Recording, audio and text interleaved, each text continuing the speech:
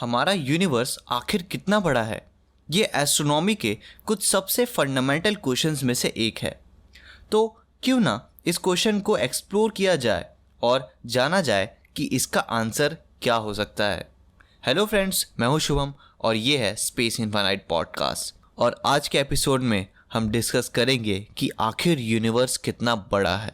Thanks to evolving technology कि अब astronomers time में पीछे देख सकते हैं, इवन बिग बैंग के जस्ट बाद के मोमेंट्स तक भी। इससे ये लगता है कि शायद हम पूरा यूनिवर्स देख सकते हैं।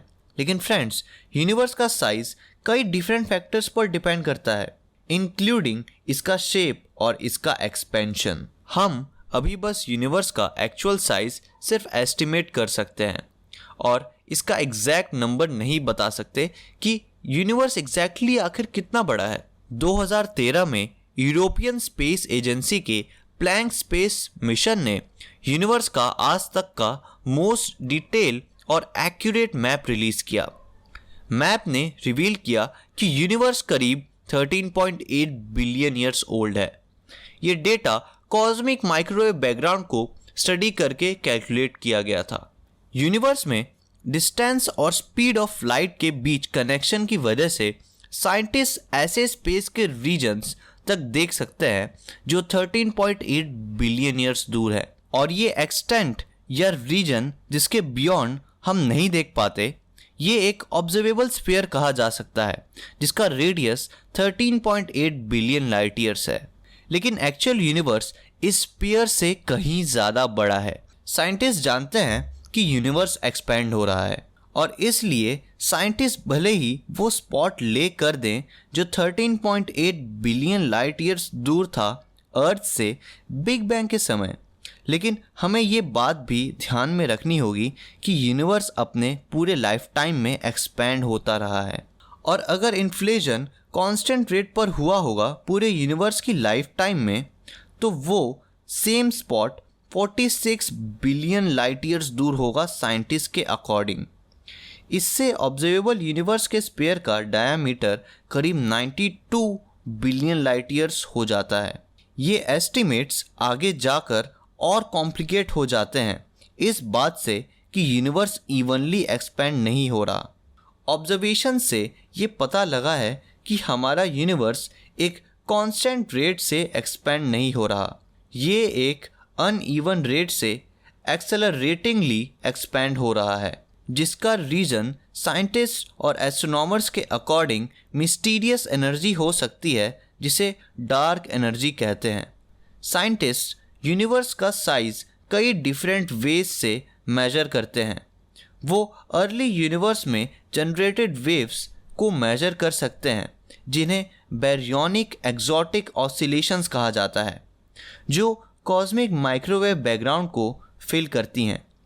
इसके अलावा और डिफरेंट मेथड्स भी हैं डिस्टेंसेस को मेज़र करने के लिए जो डिफरेंट आंसर्स प्रोवाइड करते हैं। ऑल्सो इन्फ्लेशन कैसे चेंज होता जा रहा है ये भी अपने आप में एक मिस्ट्री ही है, क्योंकि ये एस्टिमेट कि ऑब्जर्वेबल यूनिवर्स करीब 92 बिलियन लाइट ईयर्स अक्रॉस है, ये इस आइडिया से आता है कि यूनिवर्स कांस्टेंट रेट से इन्फ्लेट कर रहा है, जो कि रियलिटी में ट्रू नहीं है। कई साइंटिस्ट के अकॉर्डिंग यूनिवर्स का rate of expansion slow down होता जा रहा है। एक एक्सप्लेनेशन इसका ये हो सकता है कि डार्क एनर्जी इवेंट्स ने यूनिवर्स के एक्सपेंशन को इम्पैक्ट किया होगा बिग बैंग के कुछ मोमेंट्स के बाद। ये बिल्कुल डिफरेंट सब्जेक्ट है। कुछ रीसेंट साइंटिफिक रिसर्चेस ऐसा प्रेडिक्ट करती हैं कि यूनिवर्स एटलीस्ट 250 टाइम्स लार्जर है ऑब्जर्वेबल यूनिवर्स से, या न्यूमेरिकली देखा जाए तो एक्चुअल यूनिवर्स है करीब 7 ट्रिलियन लाइट ईयर्स अक्रॉस।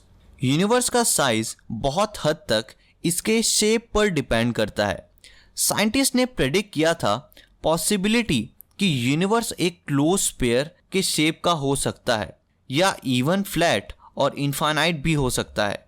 एक फाइनाइट यूनिवर्स का फाइनाइट साइज होगा जिसे मेजर किया जा सकता है, लेकिन एक इनफाइनाइट यूनिवर्स का कोई साइज नहीं होगा बाय डेफिनेशन।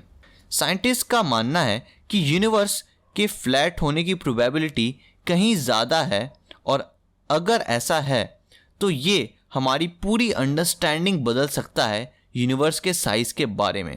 इससे ये सजेस्ट होता है कि यूनिवर्स इनफाइनाइट है एक्सटेंट में, और क्योंकि यूनिवर्स की एज फाइनाइट है हम इसका सिर्फ फाइनाइट वॉल्यूम ही ऑब्जर्व कर सकते हैं।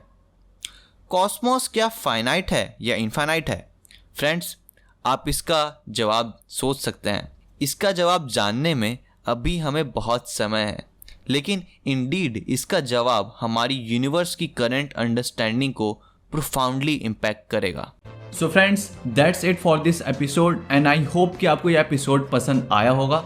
अगर आप इस एपिसोड को Spotify पर सुन रहे थे तो make sure to share with your friends, and if you are watching this on YouTube, make sure to give it a thumbs up and subscribe to the channel if you are new to the channel।